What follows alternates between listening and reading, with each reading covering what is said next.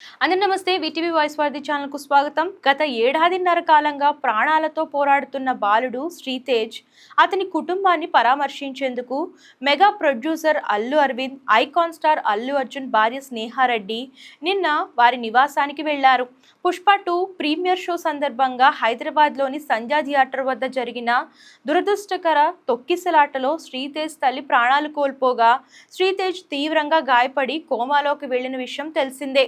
శ్రీతేజ్ ఇంటికి వెళ్లిన అల్లు అరవింద్, స్నేహారెడ్డి ఆ బాలుని ఆరోగ్య పరిస్థితిని అడిగి తెలుసుకున్నారు. ఘటన జరిగి సుదీర్ఘకాలం గడుస్తున్న బాలుడు ఇంకా కోలుకోకపోవడంపై వారు ఆవేదన వ్యక్తం చేశారు. బాధితుడి తండ్రి, ఇతర కుటుంబ సభ్యులతో మాట్లాడి అల్లు కుటుంబం ఎప్పుడూ వారికి అండగా ఉంటుందని ధైర్యం చెప్పారు. అలాగే శ్రీతేజ్ చెల్లెలతో అల్లు అరవింద్ ఎంతో ఆప్యాయంగా ముచ్చటించారు. ఆ చిన్నారిని దగ్గరకు తీసుకొని భవిష్యత్తు గురించి అడిగి తెలుసుకున్నారు. నువ్వు బాగా చదువుకో తల్లి, నీ చదువుకు అయ్యే ఖర్చు అంతా నేనే భరిస్తాను అని హామీ ఇచ్చారు. ఘటన జరిగిన నాటి నుంచి అల్లు అర్జున్ మరియు పుష్ప చిత్ర నిర్మాణ సంస్థ మైత్రి మూవీ మేకర్స్ ఆ కుటుంబానికి అండగా ఉన్నారు.